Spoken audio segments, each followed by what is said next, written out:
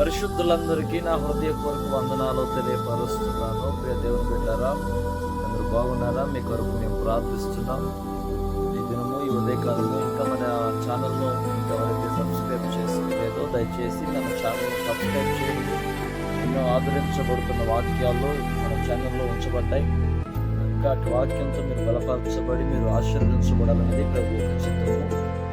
కాబట్టి ఛానల్ను లైక్ చేయండి, సబ్స్క్రైబ్ చేయండి, దేవుని ఆశీర్వాదాలు పొందండి. ఈరోజు ప్రత్యేకంగా ముఖ్యమైనటువంటి అంశంతో మేము ముందుకు వచ్చాను. దేవుని బిడ్డారా, ప్రార్థించగా మీ కొరకు ప్రార్థించాము.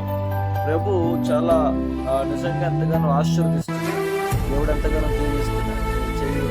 మన యూట్యూబ్ ఛానల్లో చాలా చాలా రాష్ట్రాల నుంచి, చాలా దేశాల నుంచి కూడా రెస్పాండ్ అవుతున్నారు. వారు ఫోన్ చేస్తున్నారు. కింద పడుతున్న నెంబర్కి మీరు కూడా మీ ప్రార్థన విజ్ఞాపనలు మాకు తెలియజేయవచ్చు.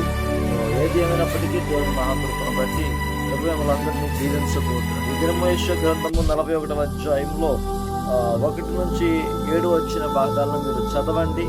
అందులో ముఖ్యమైనటువంటి మాట ప్రభు మాట్లాడుతున్నాడు. ఏమంటే, ఇశ్రాయేలు ప్రజలు చాలా బాధల్లో, ఇబ్బందుల్లో, కష్టాల్లో నెమ్మది లేక అనేక కట్ల చేత కట్టబడ్డారు. వారికి విడుదల కావాలి, విమోచన కావాలి.